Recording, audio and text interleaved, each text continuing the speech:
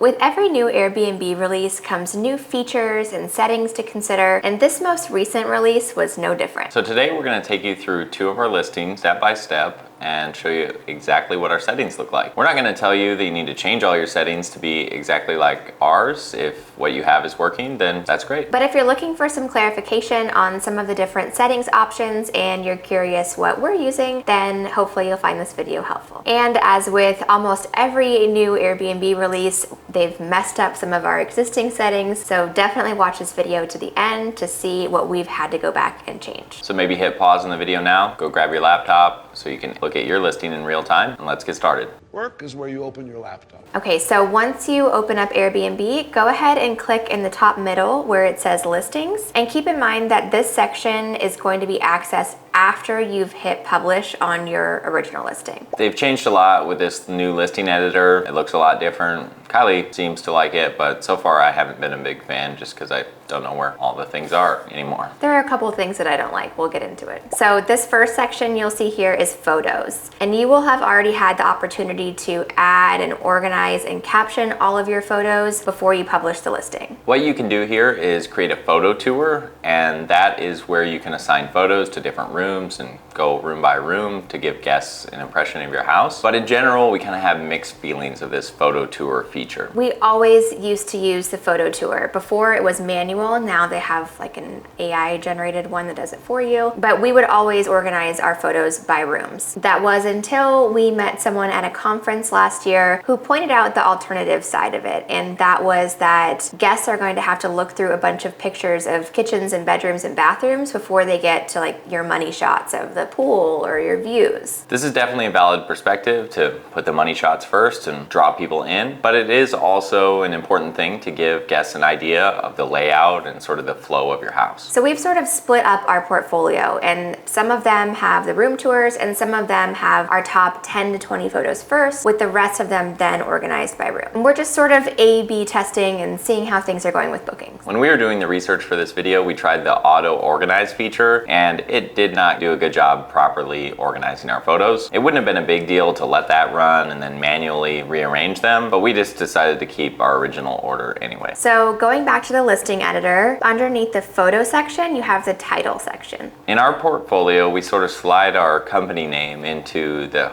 house name in kind of a discrete way. Our property management company is Arrivals, and so for each property we have the property name and then by Arrivals, and if there's extra space then some other sort of descriptive text. So for the castle we have Villa de San Rafael Historic Estate by Arrivals, and then here's another property, Carranza Cove by Arrivals. For this one we're required by the city to put our permit number and bedroom count in the title. The idea is that some people may see that this is a company name and then Google us and ultimately find our direct booking website. Back to the listing editor, under the title is your internal name for the property. We sometimes use a nickname that we have for the house or sometimes the owner's names, but this is optional and not something a guest would see. So that's it for the title section, and if you scroll down, next is the property type section. Most of this section is probably already done from when you initially set up the listing. You define things like your property type and property subtype, and maybe Airbnb has assigned categories to your listing as well. For this property, they've assigned us to the golfing category, which is interesting, but not a bad thing because it is close to a golf course and it would be good for groups coming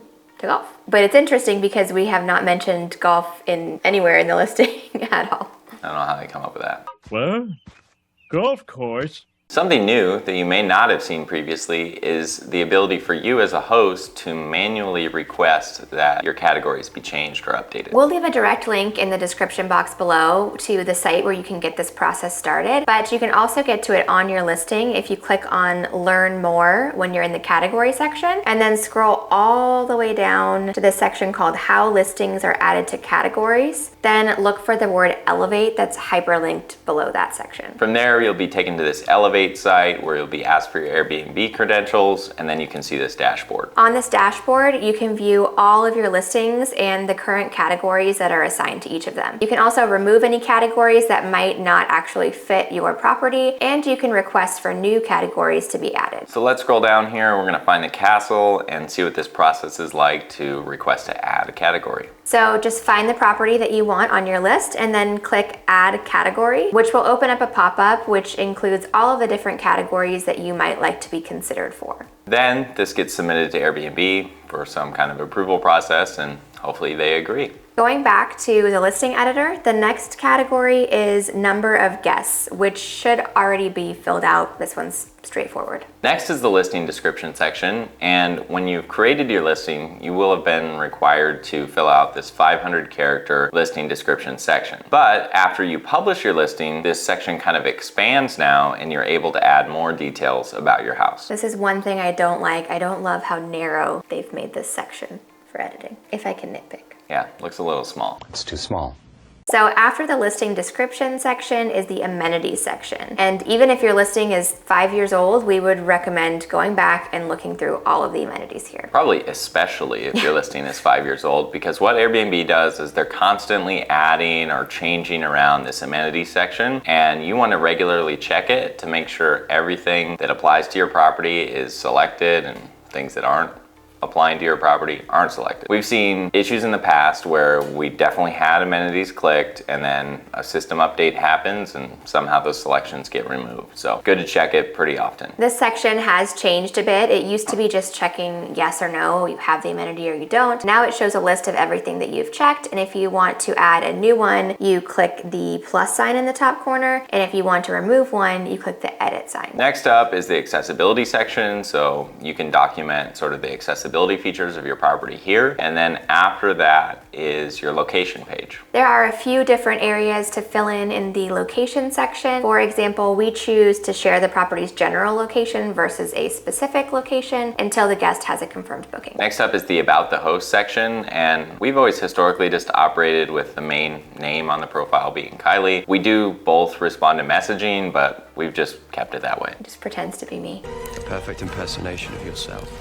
There are a bunch of new areas that we haven't even gone in and filled out here yet, like my favorite song from high school and all these other ones. So we will be taking some time here to fill out our profile a little bit better. Next, you have the ability to add a co-host, which in our case we don't use because we handle everything internally and do all the messaging. And then after that is the instant book section, and there are a few things that you should look at here. We do keep instant booking turned on, but then we also have the checkbox for good track record on Airbnb required, and then guests are also required to acknowledge and respond to our pre-booking message. Just as we thought would happen, they have deselected the good track record requirement after this most recent Airbnb update. Every time Airbnb does an update, this specific section seems to get messed up, and we have to go back and fix it for every single property, so it's a little pet peeve of ours. I think it's just Airbnb trying to get anyone and everyone to be able to book properties. Maybe it's intentional. Generates more traffic for them, but not something we like. We'd rather have instant booking only be allowed by someone who has a previous track record. Guests without previous reviews are still able to make booking requests or inquiries. We just kind of scrutinize those a bit more to decide if it's someone we want to host or not. The next section is house rules, like whether or not you allow pets or events or smoking. You can also add custom house rules here, and then after that you can define your check-in and check-out time. For our smaller properties in San Diego, we have an 11 a.m. checkout time and a 3 p.m. check-in time. And then for our larger single-family homes, we have a 10 a.m. checkout time and a 3 p.m. check-in time. Those work for us, but those check-in, check-out times are something you should discuss with your cleaning team. Make sure they're comfortable. The next section is guest safety, and this is a section that you definitely do not want to skip over, or you potentially risk having your property completely removed from the platform. First part here is safety considerations, and you can go down the list and check yes or no to each little section that applies to you. You also have the ability to add more detail here if you think it's necessary. We always add a little disclaimer to the dangerous animals section, not because our properties are littered with dangerous animals, but we just use this as an opportunity to sort of state the obvious that there are animals outside in nature. Some of them might be dangerous, some of them might be critters, and if you leave doors and windows open, those animals or critters may love to come inside and join you. Spider!